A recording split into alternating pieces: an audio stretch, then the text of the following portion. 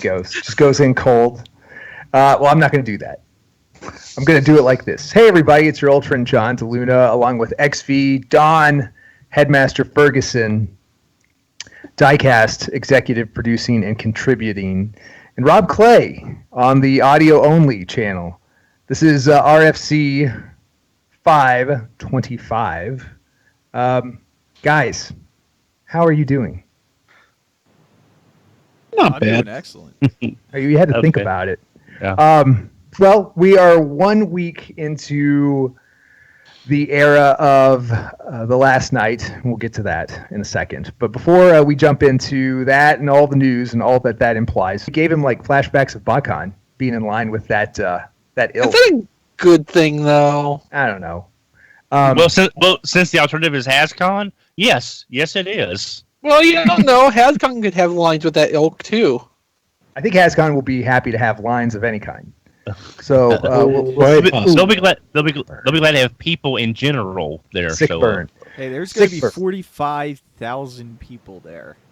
I mean, that's most of the population of Rhode Island, right? I mean, Dude Perfect's going to be there, right? That pulls at least 20,000. Chewbacca Mom. Chewbacca That's got to be for at least 15,000 more. Oh. I mean, man. I'm sure they can make up the rest with just, the people flying in or doing the, day trips. I mean, Sure. I wasn't going to go, but, now that they have Chewbacca Mom, I feel obligated. Yeah. As somebody who lives in North Texas, I'm afraid I have to claim her. She's from this area, of course. Of course. Sorry.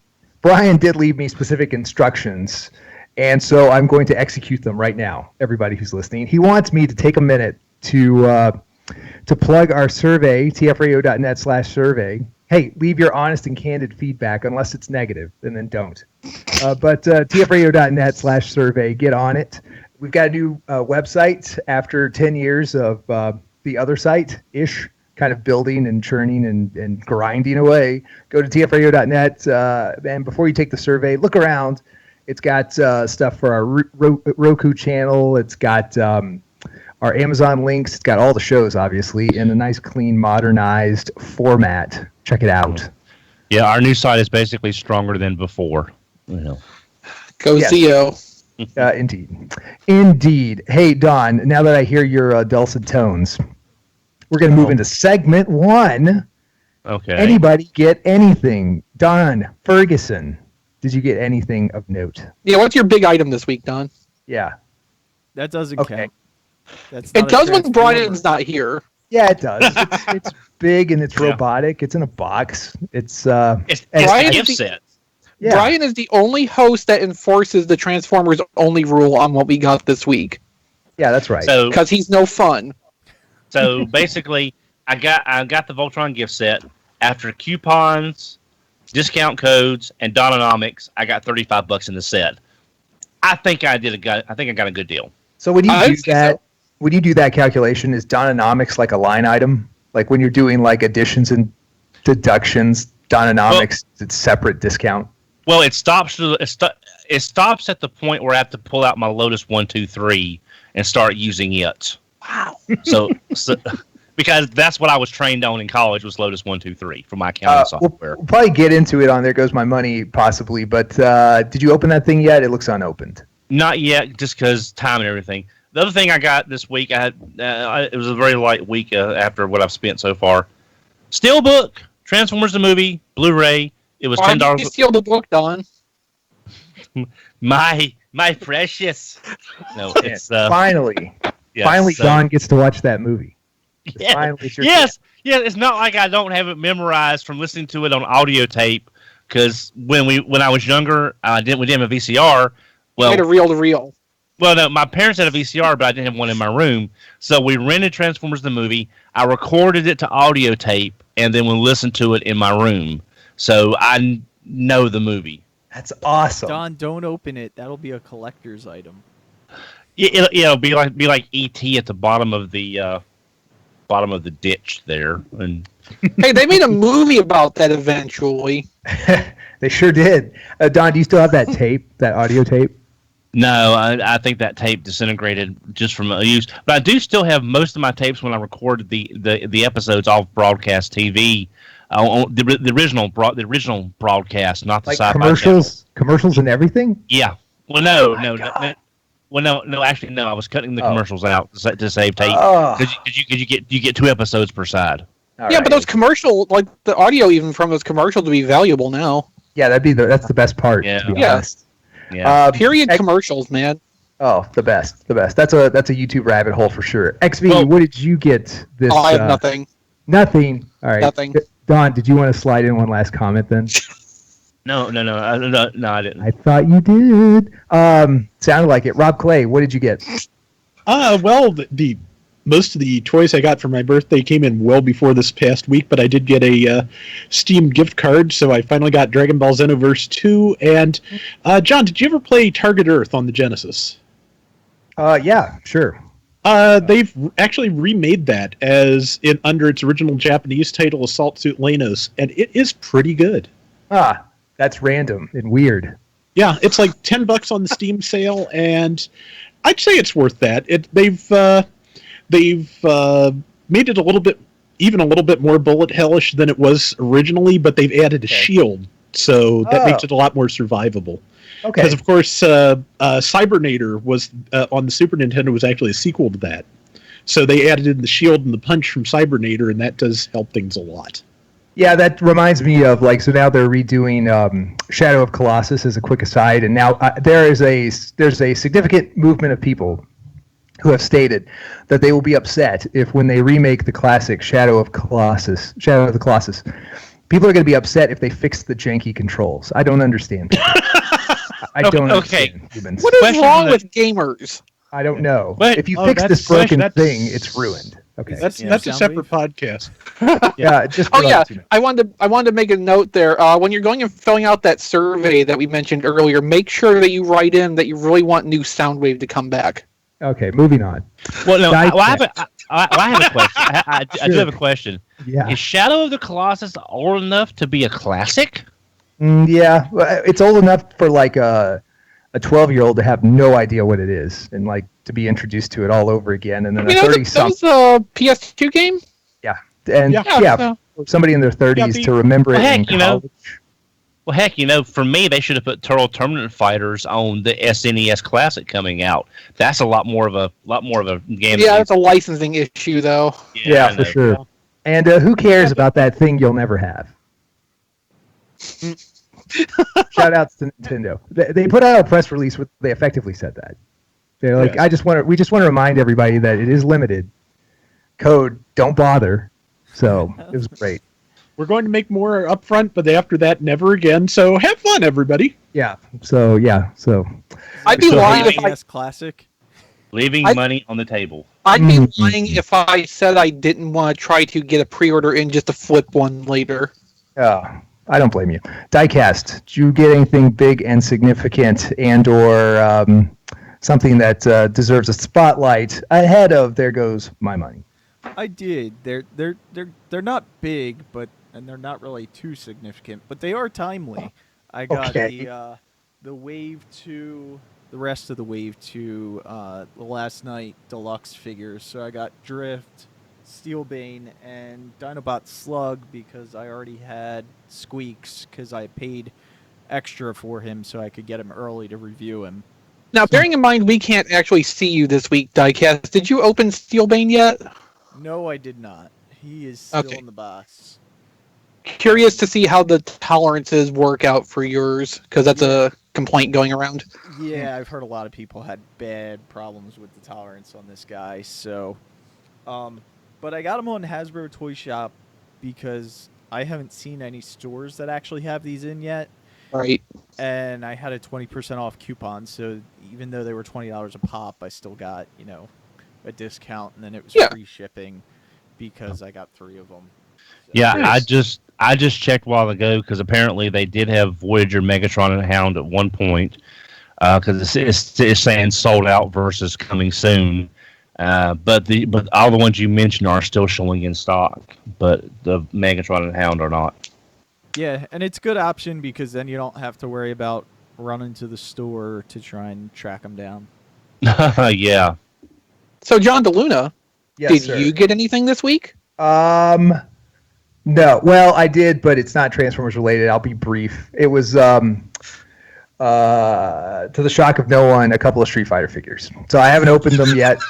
I very rarely go out of Transformers land as far as like buying and collecting stuff. It's just not worth the time. But I've collected a few Lego Batman stuff because the movie. I like the movie, and then Street Fighter stuff because I'm John DeLuna. Pleased to meet you. But I haven't opened them yet. But they're Storm Collectibles, new line of Street Fighter V figures. They look good. We'll see if they are good. They're in scale with like their other video game lines, like Mortal Kombat, which is kind of fun. If you wanted to have like in scale Street Fighter characters next to Mortal Kombat figures, that's kind of fun. But I hope they're good. The history of Street Fighter action figures is interesting. Also not good, but it's interesting and entertaining.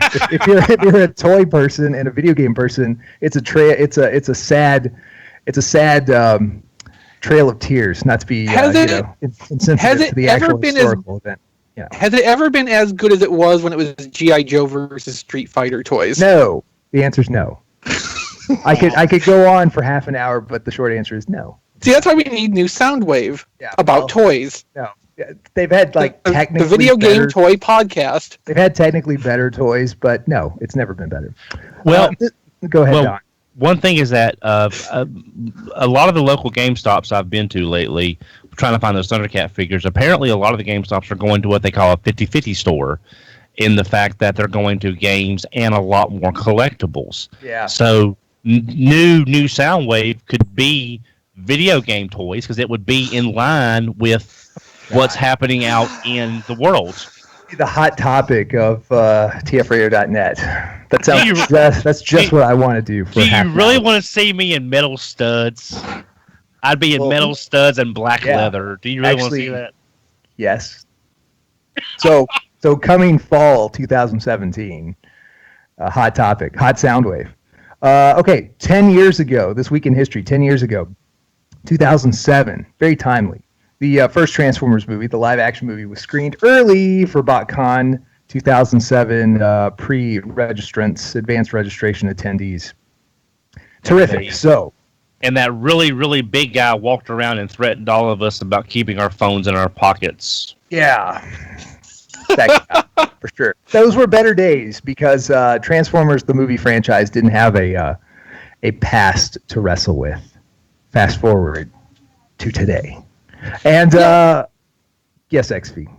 I was just going to say, it was nice sitting in the theater watching that first movie when the only thing I was worried about was, did they really just make a masturbation joke in a Transformers movie? Yeah. What the hell am I watching? They sure did. Well, did Bumblebee urinate on simpler someone? times, man. Simpler They times. sure did. Well, to me, that was like Spike cursing in the animated movie. They did that to make sure they got their adult rating, just to... See, we're edgy. Okay. Yeah, fine. Again, a Bumblebee peed on a guy, and that was like that was the worst we could come up with. Little did we know. Fast forward to today, and you know what? On the bright side, Michael Bay does love giant bombs, and he got one. Transformers 5, The Last Night, domestically, has done less than half its opening weekend than the last Transformers movie, the very memorable Age of Extinction. So it's not doing well here. It's doing exceedingly well in China and internationally. Well, that's not entirely true. Now it had its biggest opening for the franchise in China, from what I understand. Yes, about 130 million. But the gross projection on it is still well below what Age of Extinction ended up pulling during its run, so it's still going to underperform in China. What I'm learning from this is China is definitely smarter than us. Well, what I'm learning from this is that the ancient Vulcan saying is true, and only Nixon can go to China. I mean, that is probably the best Transformers movie we've had since the first, or definitely the best Transformers movie we've had since the first one. And Age of Extinction was horrible, so The Last Night should be doing, in my eyes, exceedingly better than Age of Extinction. Yeah, by quality of movie, I think it should be doing better than it is. But in terms of objective quality, like not taking it in the context of this is the least bad Transformers movie so far, like it makes perfect sense that this is just not catching on. There's also the fact that it has to suffer through the association of Age of Extinction. That's kind of there's always going to be a drop off after a significantly worse movie. Don, you've been trying to say 3 times now? Oh, no. I was going to say, plus the fact there's franchise fatigue at this point. I believe people aren't going out to see this early on because they know what to expect. And it's like I said last week, in the context of the Michael Bay Transformer movies, this is a competent, well-structured movie with a logical progression of events that aren't just set pieces. In the context of the Bay movies. Against the rest of the movie world, no.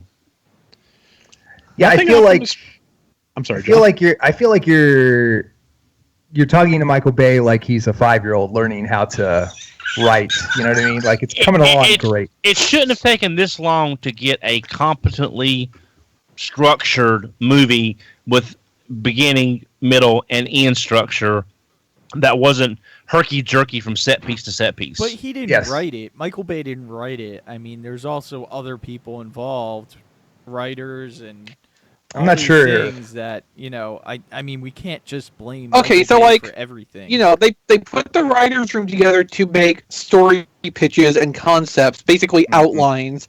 Then they had Akiva Goldsman go through and take some of those and work them into a script. That's where The Last Night came from. Then it's Michael Bay's job to execute that script as he sees it in his mind, and tempered a little bit by the producers and the studio executives who are like, no, we can't afford this, do something else. Except they never tell him that because typically bags of money. Yeah. Typically. Rob, did you have something? I just wanted to say, in terms of being a competently put together movie compared to the last ones, now that I've seen it, I think the biggest improvement about this one compared to the last 3 is that nothing Optimus Prime did offended me. Or at least the things that could have been offensive were not actually his fault. Yes, about the 7th time he said, I am Optimus Prime, I may have said we know out loud and made my uncle laugh. But nothing he did was just absolutely horrible. So that is a step up. It's like, we have your toy from 2 movies ago or 3 movies ago. We know who you are because it wouldn't shut up. So one thing that I think that was clear going into this movie was you got the distinct feeling that, the world was kind of groaning about the prospects of another Transformers movie. There was effectively zero hype before the trailers kind of started to be just in front of people's faces. And then, just the overall kind of sentiment of, like, this looks exactly like every other Transformers movie we've seen from the last 10 years. And they're right. There's just like an incremental change. So, I don't know. The biggest crime, I feel, is that these are all just incredibly different from each other. And even the trailers are structured almost as if they're telling the exact same story, which in large ways they kind of are, like for the 5th straight time. Unfortunately, next year they've got the Bumblebee movie slated. They're going to start filming in August next month. They are kind of backing off the idea of 3 straight years with 3 straight movies. But it is kind of a shame that it has taken them 6 movies to try a side story or try to do something, at least on paper, significantly different than the first 5 movies to at least like give people a taste of something different under the Transformers brand. I mean, XV, do you think, obviously they're walking stuff back because now the honeymoon's over, but do you think it's too late, or do you think doing a side story like this, can they bring it back, or is it just time for a reboot? I mean, it's obviously late in the game to do this, but is it too late, or can they pull this off, bring people back? What I've been reading is that the Bumblebee movie is going to have a smaller scope. It's going to be lower budget, more focused just on a small core character group. I think that's the right approach to take, especially after how The Last Knight seems to be underperforming. This is going to be their turning point. If this performs to expectations, that's probably going to set the tone for going forward.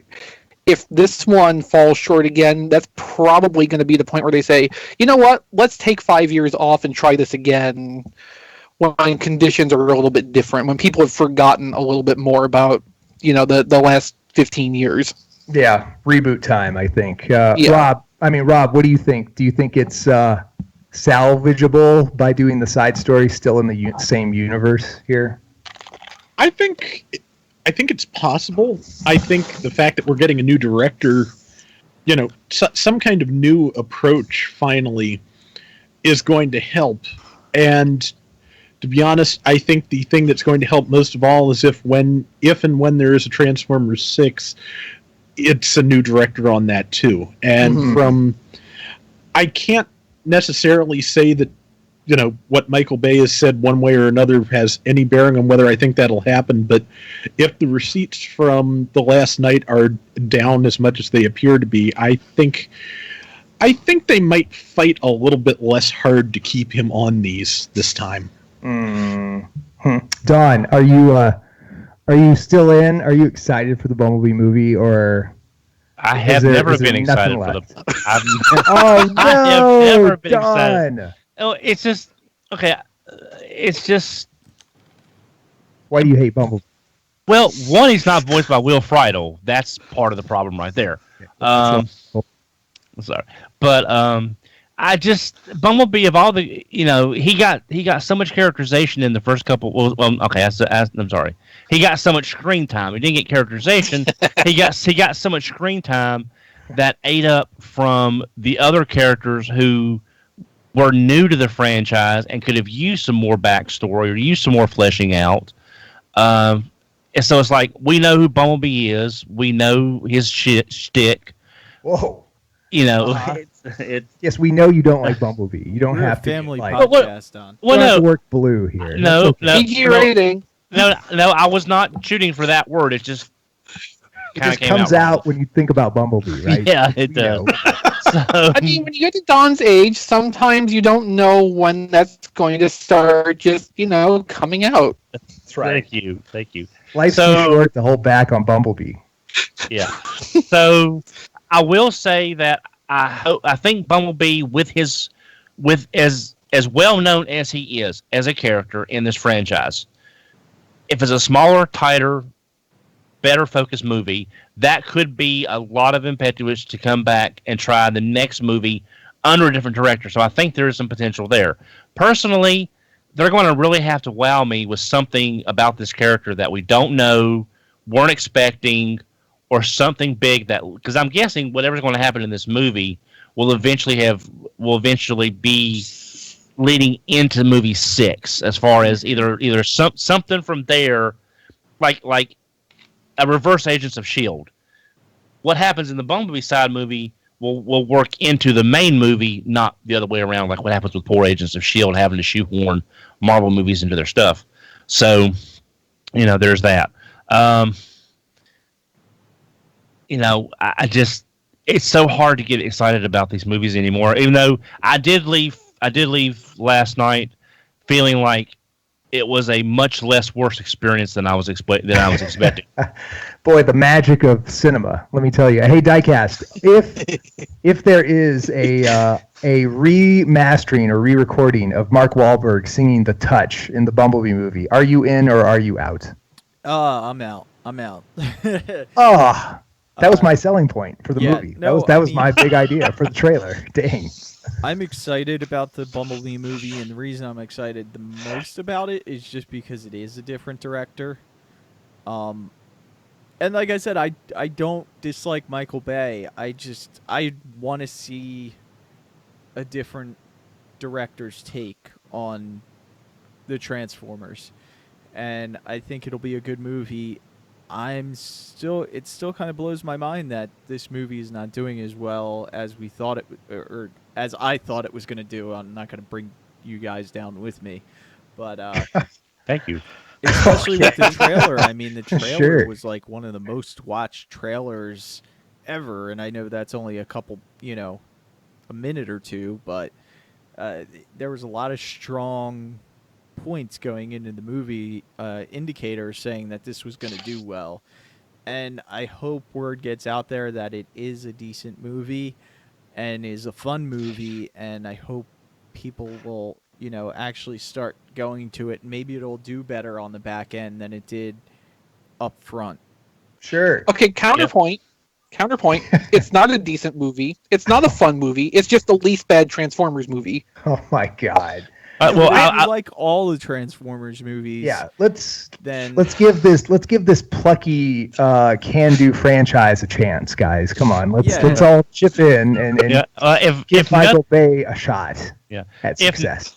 If nothing else, there's no get out of jail free card scene in this movie. Versus, it's called a statutory rape license, Don. Get it right. Yeah, I was fired. Yeah, well, I'm just saying that there is no cringeworthy scene like that. There's no twins like Mudflap and Skids. So if that's something that there's no like 3-story high testicles, right? Yeah, so that right, half mile in diameter. Yeah, so all the crap from the previous movies. That was that one moment that said, "This made me wish not to see this movie." It's really not a scene like that in this movie. Yeah, I mean, so they tone that stuff way down, and that's good. At the same time, the more I've thought back on it, the more I've realized through most of that movie, I was not having any reaction to anything that was on the screen. And that's kind of bad. Rob, you were saying? My primary reaction to most of this, what was on the screen a lot of times, especially just when we're, go to Anthony Hopkins' estate there, and we're supposed to be getting exposition, and Mark Wahlberg and Laura Haddock are just sniping at each other. My response was, "Get the hell on with it." Yeah, that makes sense. I need to go home. But I do have a question for everybody here. Do you think there's just such a thing as pushing too hard? Because we got a trailer for this every day in the month leading up to this movie. Yeah, sometimes too. Yes, there is such a thing as pushing too hard.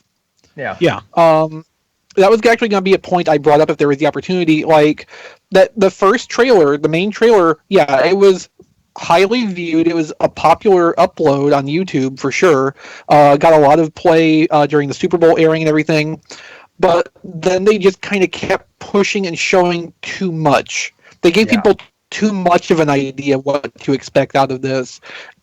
Less is definitely more in this movie's case, I think. Leave people wondering, give them just enough to make them want to go and see, okay, how did these scenes fit together in the whole narrative, such as it is?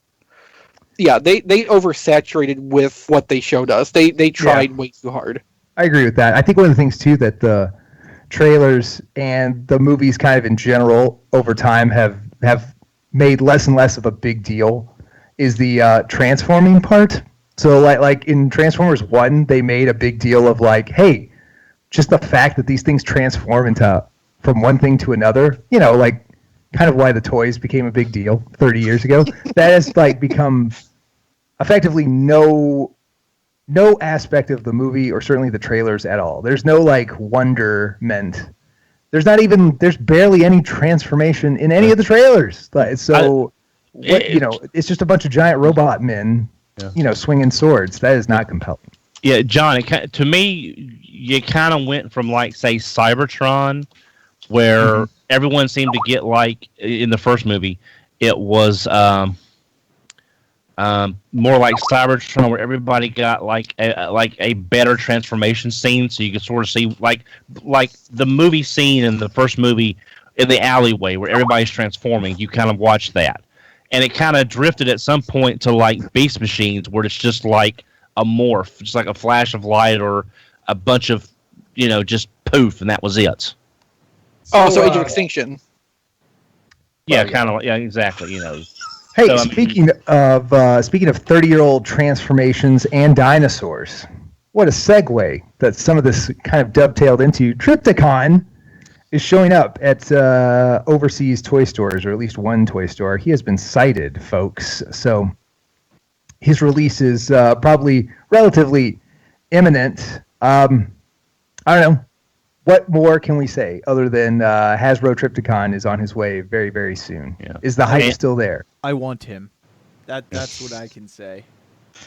And apparently, this at some of these stores in this chain, it's in Australia. Apparently, some of the stores are stocking it in their pet department. Yes, because it makes a great companion. You should get one for Massey. What do they think it is? No, it makes sense because, like, you know, they already have a combination for huge stuff there because they have, like, they can house 50-pound bags of dog food, and that's basically the same size. So, but I believe the Australian retail is about $250 US.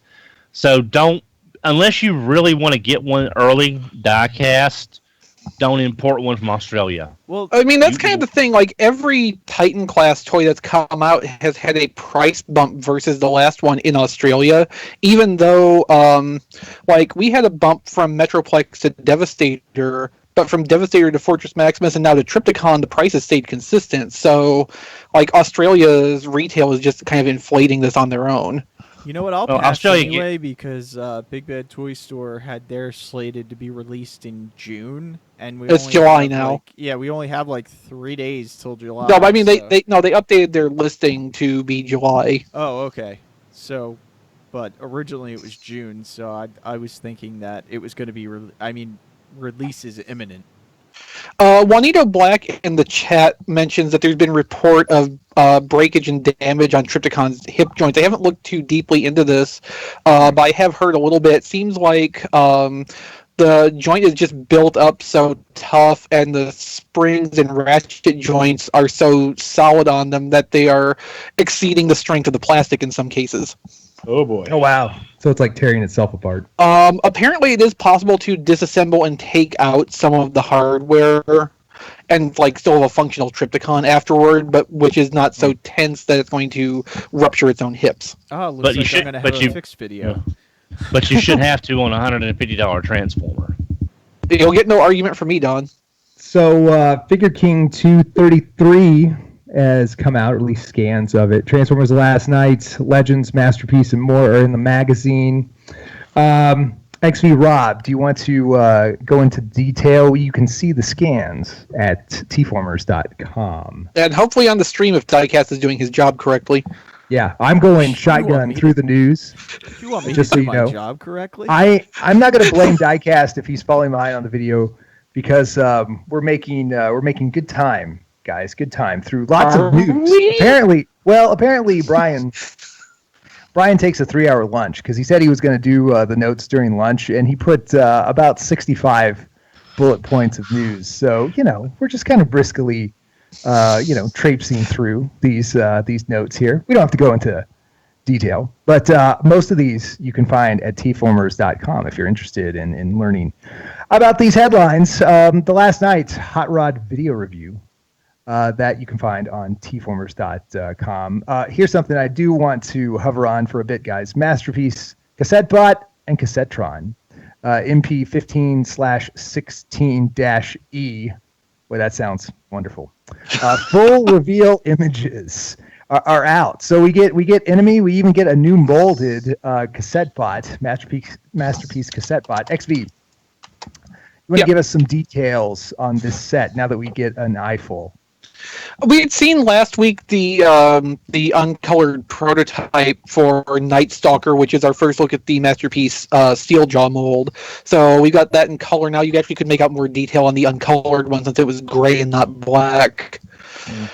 But like all the decos on these cassettes looks really nice at this stage. I especially like stripes, which should surprise no one since it's predominantly orange. Well, so is what is that? That was obviously a Rat Bat mold. That's Wingthing. Wingthing, that was Action Master Soundwave's Target Master partner. And he is definitely orange. Yeah, I like that too. Stripes is more orange, but I also like Wingthing, yes. Well, you just got a perfectly good Stripes toy not that long ago, and now you want another one. Well, I mean, like 2/3 of that statement is correct. And I did just get a Stripes toy not too long ago. Not a good one. Right. That's the joke, Diecast. Thank you. But the only thing I'm worried about is when the Masterpiece cassettes came out with Soundwave in Japan, they were so expensive for what they were per pack of 2. I just don't know if I want to spend this kind of money for them. I'm just not sure if I want to do that or not. Think about it, Don. Sleep on it. I think you'll be sure. Give it some time. You'll come around to being sure. Trust me. I'm sure you'll be sure. We also got a whole mess of images and even some 360 views of a lot of stuff. So we've got Masterpiece, Sunstreaker, and MP12 Plus, your anime sideswipe. We've got 360 views of that are out. And then Takara Tomy just dumped their whole server of stock photos on the world. We've got Trypticon and the Sweep. We've got Hot Rod and Cub and Six Shot and Double Cross and Misfire and Broadside and all kinds of good stuff. This last or latest batch of stock photos. Anything jump out in particular to you guys? Anything look better or worse than you've seen previous? We even got stock photos of old Trypticon out. So, any news with all these stock photos, or are they just stock photos? What do you say? What do you say, Don? Anything? For some reason, Hot Rod looks a little better. I'm not sure if it's just finalized colors or me just not remembering the first batch of pictures. Not enough to double dip on him versus the Cup, which is a lot more significantly different than the U.S. version. But I think the Hot Rod looks a little bit better. Misfire, of course, is going to be a definite purchase to get him as a target master, though. Yeah, for sure. Hot Rod's one of those things that, because of the way they've re-engineered or reworked his chest, like that's kind of the thing. If you buy into that, you're going to buy into him. And if that's not a really big deal, then there's probably not much compelling you, I guess, outside of the target master thing. But like as far as him, he goes, he's a concept. He's got the window hood for some reason. So you either think that's worth it or not. The stained glass chest just confuses me. Yeah, I don't know. I guess I don't know. It's a gimmick. I mean, if it compels you to buy it, great. If it's not interesting to you, I'm only buying it for the target master, though. Yeah. That's the thing. Well, he is Hot Rods. Therefore, he might have been Rodimus, so he's a member of the Church of Primus. So they wear stained glass. I mean, there's your connection right there. Are you writing the back copy for the box or something? What is this like? No. Is this on his tech spec? If he had no, my copy would be the damn good copy. There's a difference. Awesome. I love it. Don't say Don isn't proud of his copywriting skills, for the record. Let's see here. Oh, here is a delicious bit for the collectors out there who missed out on Tokyo Toy Show 2017. Black Convoy, apparently he's almost certainly getting a second run because he was the NES classic of Transformers, apparently. He just disappeared instantly. But, hey, I guess somebody's got a heart over there, and they're going to do a second run. Rob, are you surprised by this? Are you pleased by this? I cannot recall. Are second runs common, or is this a rare thing? I can't remember the last. I want to say we have gotten second runs of things here and there, but it doesn't strike me as far as like a convention exclusive like this. Have we ever gotten anything like this again? I can't think of anything, especially, we have gotten, I want to say that in terms of just regular product, they did a second run of, I want to say, Legends RC. But in terms of an exclusive like this, I'm pretty sure that's a first. I cannot remember ever getting a second run on an exclusive anything. Yeah, the second run I can think of is Masterpiece Megatron, he sold out really fast, and they're doing another run of him later this year. Yeah, Masterpieces, it's not so uncommon to get second production runs of those after some time has passed. Megatron's a little bit fast. The thing with the convention exclusives, though, is that with Takara, usually they don't need to because they still have a bunch left over after whatever event they debut it at. People can get on the web shop there and actually order them after the fact pretty easily. Indeed. Yeah, this is, I guess this is a testament to how fast he did really sell out. It wasn't just perception. And, you know, like I said, I guess they have a heart. I don't know. They said outright that they underestimated the demand for that item. Mm-hmm. So that's what led them to go ahead and set up a second run of it. Hey, probably just like me. It's just another Black Optimus Prime. And every fan in the world is like, yeah, it sure is. So, you know, Here's everybody, my money. it's like, have you met us in the last 20 years? Have you seen how we act? Don, are you going? I take it, Don, you missed this because everybody did. Are you interested in this? Are you going to get one? No, because I'm not spending that much money for that mold at all. Because I don't. I'd rather put that money towards something I don't have. The real question I have for you, Don, is: are you going to get a Transformer named Coot that is a not Masterpiece cup?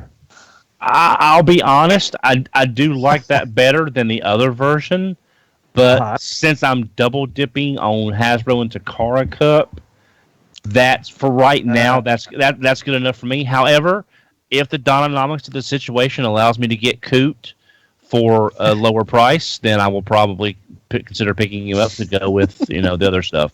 I'm just waiting for Don to come on the show one day and be like, well, I sold a kidney, so I got Coot for $1. I was feeling lucky, so I picked up some Coot off the streets. So yes, Fans Toys FT22 Coot is an unofficial MP sorta cup. Color test shots are out there on the intranets. Diecast, I'm looking at you. We all are. Is this going to happen? Oh yeah, he will.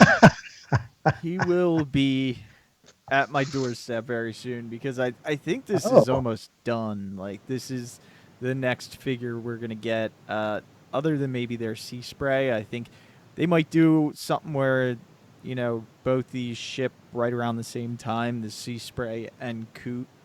So we're going to have some Fans Toys before their Waldigus Herdigus. Which is their Omega Supreme.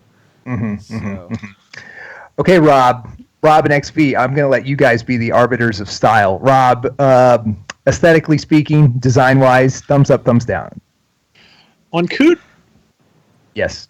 I think it's pretty decent, except for that big seam in the middle of the chest. If the final doesn't have that, I think they did a pretty good job. XV. The vehicle mode is overly long in back. All right, there you go. Some good, some bad. Like the robot proportions kind of work, but it looks like, imagine a limousine that's a pickup truck, but also has no tailgate. Okay, sure. Got it. I will say this: 4 thumbs up on the name. I love it. I can't stop saying it. Okay. Thanks to Amazon for all of that you do for us, and all of that you do for us is due to our listeners and our viewers.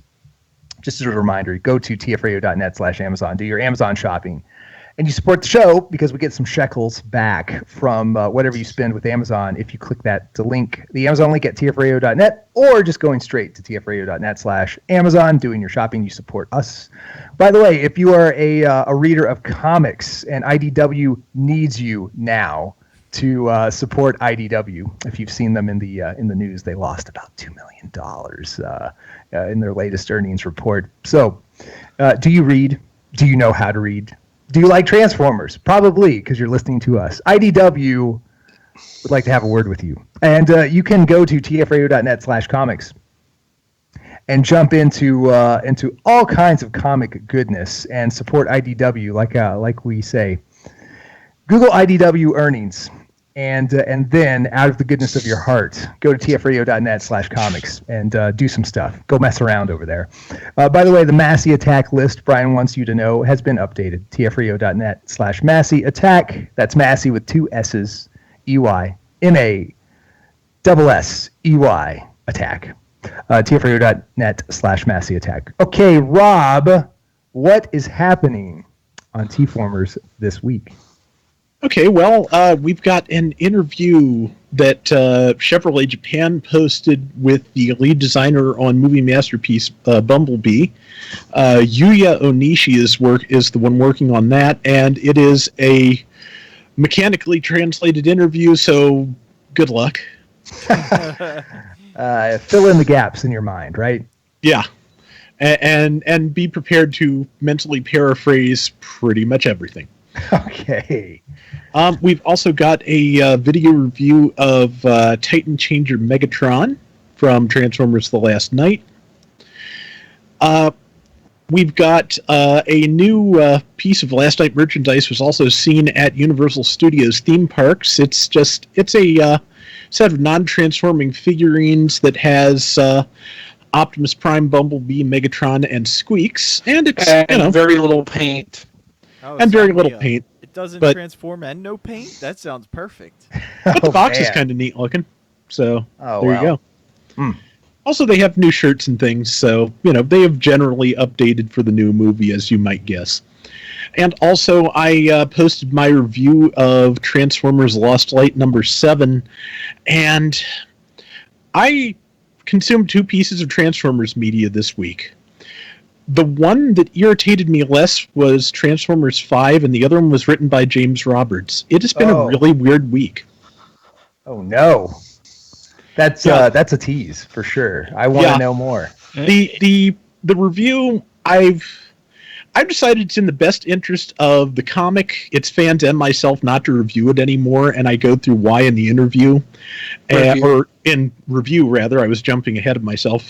James Roberts was a very good sport about it on Twitter and offered to talk to me further about, my thoughts and his on Lost Light at some point, and, hopefully we'll do that sometime. I love it. I hope so, too. Hey, Don, what is happening on this network right here this week? Well, the big question, John, is what isn't happening on this network? Because we got everything. Nothing. Well, everything's happening on this network. Let me tell you. On the network this week, Superhero Time presents that one episode of Star Trek, The Game. Wesley Crusher returns to save the Enterprise from the VR STD Riker picked up on Risa in Star Trek Next Generation's The Game. All this in a Klingon Bidet 2. Being Awesome episode 109, The Dark Side of the Last Night's Moon. This week in Awesome, Rob talks about the odd local TF5 radio commercial you heard before seeing TF5. Oh, what, TF5? Rob talks about his impressions as well as the neat guerrilla TF5 marketing campaign at Universal Studios. Q&A goes into what Rob thinks is a better when it comes to being a modern-day Transformers fan. RPG Lessons Learned, Episode 8, Tomb of Horrors. On this episode of RPG Lessons Learned, Dusty and Brian talk about their play of Gary Gygax's Tomb of Horrors. From their game experience to John Wick's criticism, there's a lot to talk about on this nearly 40-year-old adventure. You'd think they would have completed it by now. Oh, wow. All right. How was your weekend? Episode 10, Heroes Con. On this episode of How Was Your Weekend, Wendy and Brian talk about Heroes Con. Brian shares his thoughts on nerd culture, cosplay, comic conventions, comic speculation, the rise and fall of the comic industry, and more. There Goes My Money, episode 22, Mighty Number 9, the RC. Yeah. On There Goes My Money, we talk about all the awesome Transformers we got this week, including Don's, that's me, super secret birthday gift to himself, plus this week's pre-orders. Happy Days and Wilkes, episode 38. Brian reviews the new Transformers movie. By popular demand, Brian reviews the new Transformers movie that he watched at Cousin Terry's on his Fire Stick. Now, I listened to that episode, and I think there's some continuity problems with it, but I'll leave that to the other listeners to find for themselves. Okay, it's Transformers 5. There's continuity anyway. No, I mean continuity issues in the podcast. Oh man, he's already messed up his own universe. Oh no. Time for a DC Soft reboot. RFC reviews Titans Returns Repugnance. This week, Diecast has Titans Returns Repugnance up for review.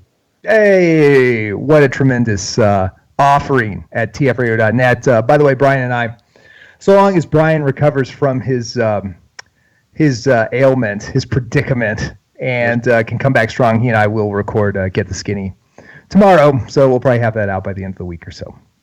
Okay, so just as a reminder to wrap up the show, all you beautiful listeners and viewers out there, you can find this episode at tfradio.net/525. It is episode 525.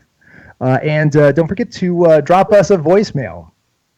You can also use it the same line to send text, and that is 931-99-GOBOT. That's 931-99-GOBOT, also known as 931-994-6268.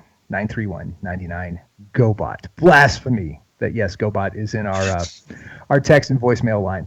Social plugs. First of all, you can find me everywhere, including MyFitnessPal and Twitch and Twitter at ThatJohnD. XV, how about you? I'm good. Don, how about you? I can be reached on Twitter at HMRC, the number 4 EVR. Rob Clay. I am on Twitter at Figure Reviewers, on YouTube at Flailthroughs, and of course all the reviews that XV and I do can be found on YouTube at TFormers TV. And Diecast.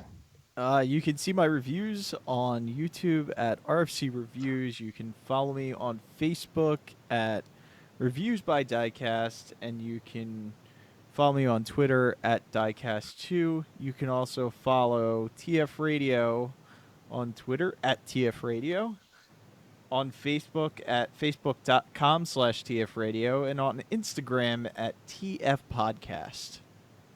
And his internet prevented him from being here with us, but you can follow Melvar on Twitter at Melvar with 3 L's and 2 R's. Hey, how about that? You know what? XV is nowhere to be found on social media, but he is a good friend and plugs other people's social media. So, yes, congratulations to Matt on that plug.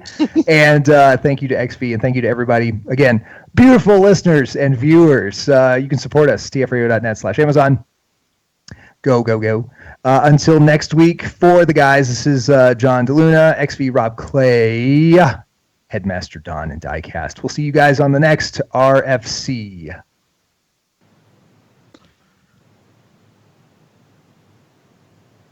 Awesome. All right. Ooh, oh my. That's good. Yeah. Hey, Chris. What's up? CS Toys has a Delta Gear, the DX version, up for sale. Ooh. Too bad you already got yourself a birthday present. Yeah, I know, but it's also 24,000 yen. So. Well, that's about what you paid for those shells, so it would have worked out. Yeah. Yeah, I have my Fies driver. I'm happy, but I would still like to have the Delta one, but not for that. But oh well. Someone else can have that as their holy grail. Mm. Oh, he's got the. So is everyone sticking around for There Goes My Money? Let me see what's in the pre-orders this week It's gonna to be make fun of. controversial.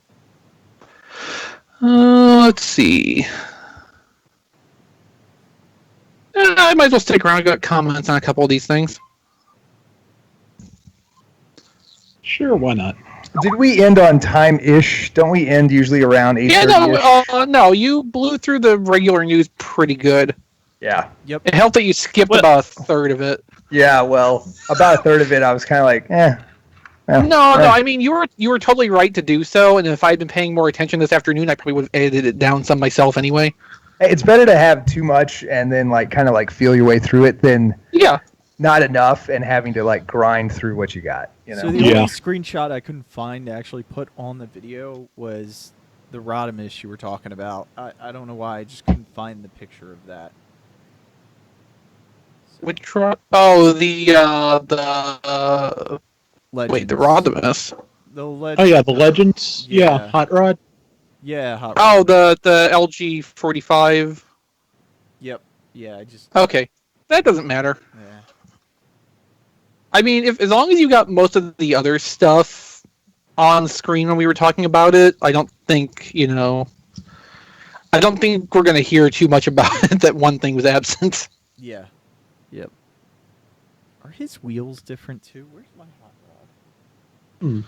Oh, let's see. His wheels just strike me as being different. Let me open this thing. Wheels. They might be painted differently. Yeah, mine don't have any paint. They're just all black. Well, that's fairly typical of the Hasbro releases. Yeah. I'm just... No, because those, the wheels you might know are on the clear plastic tree. Yes. So on the Hasbro one, they're painted on the inside surfaces. So like the corners, they still look clear. These look like they're paint dipped and then additionally sprayed silver for the rims. Yeah. Yep. So yeah, they would look considerably different, wouldn't they?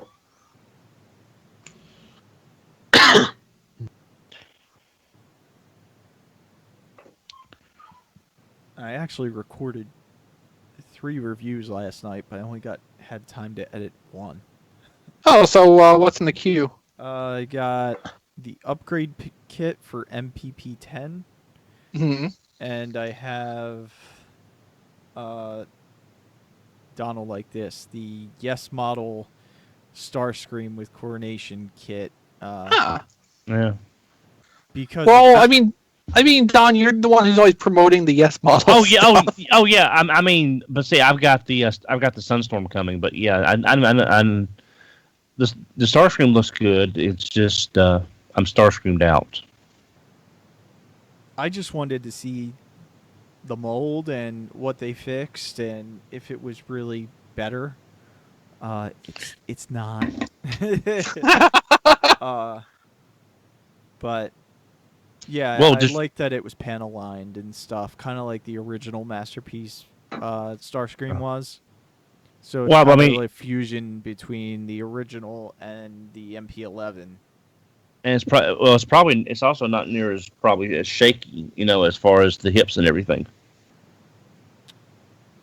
I don't have a problem with my MP11 with shaky hip joints or anything. So I think it's most of the cone heads that's been having those issues, but I wasn't sure how far back that went. Oh, okay.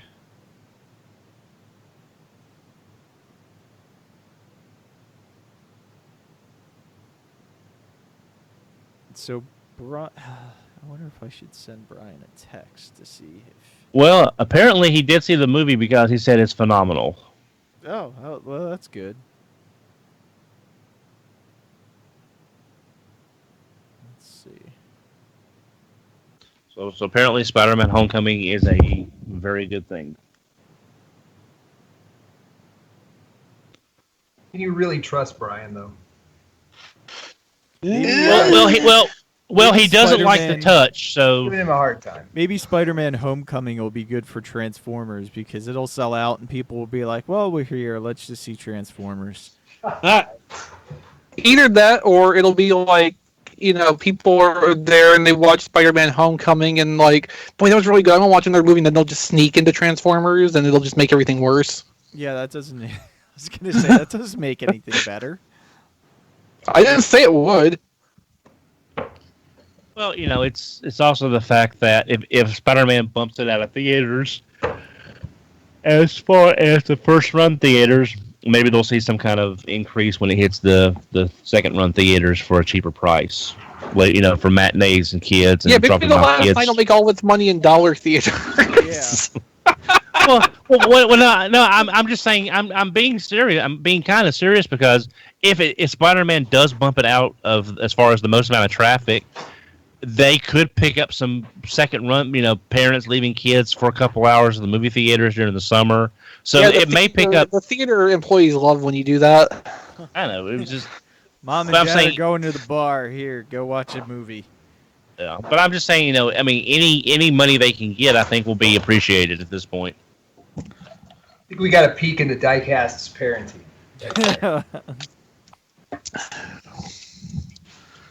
Well, fortunately, Diecast's kid is probably too old at this point to be screwed up too terribly. Yeah, he's 14. How old is he? 14. Yeah, so basically society's going to take over from here. Yeah. I thought you had a daughter, too. No. That's what I thought you did. At least not that I know of. Yeah. I've got a daughter. You thinking of that, Don?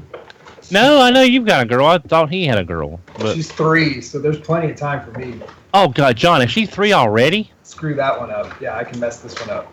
Oh, wow. Pretty good. I had no idea she was already 3 years old. Wow. Yeah. Wow, she's already running around the house and everything, huh? That's right. Jeez. You'll never catch her again. I don't think I want to. We can just, you know.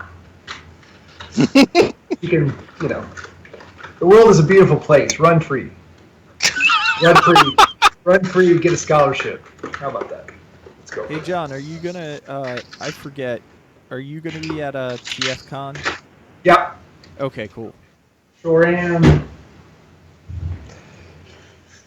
You know, if some super fan was, I guess, committed enough, I was looking at the schedule and like HasCon's happening, TFCon's happening. I think something else. Maybe it was kind of a local show for me was happening. But effectively, like if you wanted to, you could go to Geeky Transformers stuff effectively almost every weekend in September. Like you could just drive yourself crazy doing that stuff. But you can't. I mean, you can easily go to TFCon and HasCon if you wanted to. Yeah, but I haven't really heard anything more about HasCon that's made me want to go. Yeah. Yeah, it would take a pretty massive announcement to make me want to go to HasCon all of a sudden. Oh, I know. I think everybody knows. And I don't know how they're going to get 45,000 people to go to that event. Especially with those prices. Well, we'll see. We'll find out. I mean, I think the biggest thing for me is like, I fully expect that it'll be a fun event. I think they will put on a fun time. It's just that getting people to go it's a tough one, buddy. Yeah, especially with what they've given us so far. Yeah. Oh, yeah. Not a whole lot. Not much, yeah. I just like to preface the point of I love Hasbro, and I hate to sound negative. No, I mean, yeah, it's more like me saying my thing on it is like my stance is kind of like preface like it's a shame that it's going to be a good show seen by not many people or experienced by not many people, I don't think, and based on that, who knows what next year will look like, or It's going to be a well-organized and run show that's not really sure who it's trying to bring in and is not really doing a good job of appealing to anybody at all. Yeah, I feel bad. They're trying to appeal to everybody and they're appealing to nobody. Except you, Don, when they unveil Headmaster RC and you're not there. Oh, I'm like I said, I'm sure it's all part of Aaron Archer's his exit contract for them to troll me as long as possible. All right, everyone, I think we're going to kill the live stream so we can figure out how to record There Goes My Money. Because Brian says That's he's not even never close. a good sign. Yeah. Have a good night, everybody. Good night, chat. Bye, chat. Bye, chat. Guys. Bye, chat. The crossover I always wanted. I love it. Beast I Wars love it. Versus Ryu and M. Bison. I can't wait. It is delightful that they are in scale with Masterpiece Beast Wars. Gonna have fun with that one.